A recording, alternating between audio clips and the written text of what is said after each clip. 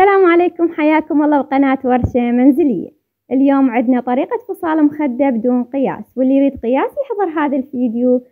وشكرا على التعليقات الكلش جميلة واللي تفتح النفس وتشجع. اكو تعليق تريد طريقة الفصال بدون ما تستخدم اي وسيلة قياس. عندي فصال مخدة وقلت اسوي لها فيديو، وان شاء الله الفائدة للجميع. اول شي القماش مالي اطويه على بعضه بهذا الشكل، بحيث اسوي العرض مالته اعرض من المخدة شوية واقصنه طول. زين، ايش قد العرض ماله؟ العرض ماله تقريبا راح يطلع 3 اشبار، او اذا اللي تستخدم طريقة قياس يكون 55، والطول يكون 150. هاي اللي يستخدم قياس. زين، انا ما استخدم قياس، شو اسوي؟ اطوي القماش على بعضه واخذ قطعة اعرض من المخدة. شلون راح اتأكد القياس صحيح؟ احط المخدة على القماش تكون 3/4 من جهة تتغطى، والجهة الثانية ربع، ويصير القماش واحد فوق الثاني. اتأكدت القماش تمام وقصيته من الجهتين، في حال انه انتم ما قاصينه، بعدين تاخذينه تحطينه على بعضه، تتخلصين من الزوايا اللي تكون احنا نسميها شوطار، بعد ما ادري انتم شو تسوونها او العفو شو تسمونها. اي زوايا زيادة راح تخرب علي الخياط والمخدة يطلع شكلها مو تمام، فتحطينه على بعضه وتقصين الزوائد. اتأكدت انه القطعة متساوية وما بيها زوائد وطولها مناسب للمخدة، اجي على الفصال النهائي، اخلي الوجه مات القماش للأعلى واحط المخدة حتى نثبتها ونبدي نخيط من دون ما نغير شي. حطيتها بنفس الطريقة 3/4 متغطية، طبعا من جوا هي كامل، 3/4 من جهة وربع من الجهة الثانية.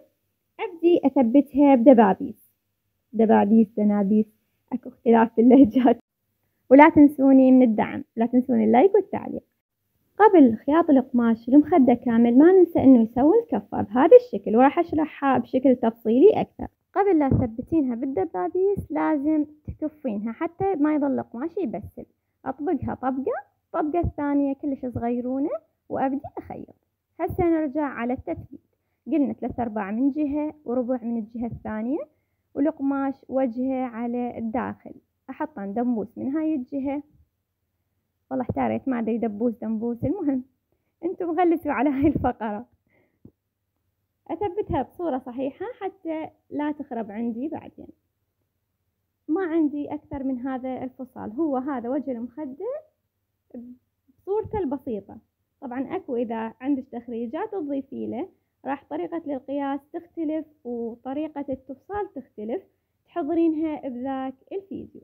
هسه هذا عبارة عن دبوسين بس، حددت الحجم مالتها، اطلع المخدة ومباشرة على الخياط. انا طبعا ما سويت الكفة اللي شرحتها لكم لان القماش مالتي مثل الجلد ابد ما يبسل. هسه مكان الخياط راح يكون بالجوانب من هنا ومن هنا، وقبلها اتفقنا انه ما تنسين انه تكفين هذا المنطقة.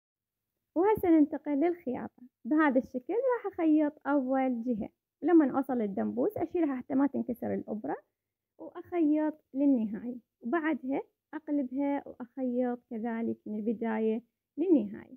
وبهذا الشكل يكون خلصت المخدة خياط. اكو بعد فقرة للزينة، انه انا اقلب المخدة وابدي اخيطها مربع كامل على كل المخدة، وهذا يعني يعطي شكل افضل ويخلي المخدة ثابتة اكثر. بعد ما كملت الإطار راح نشوفها من تخلص المخدة، وهذا هو الإطار ومنها تنفتح المخدة. وتقدرون تضيفين عليها أي زينة سواء وردة أو تطريز بشريط من الخارج. وإن شاء الله يكون الفيديو مفيد وأعجب. وهذا هو الشكل النهائي للمخدة بعد ما زينتها بقطعة من الورد وسويتها بلونين.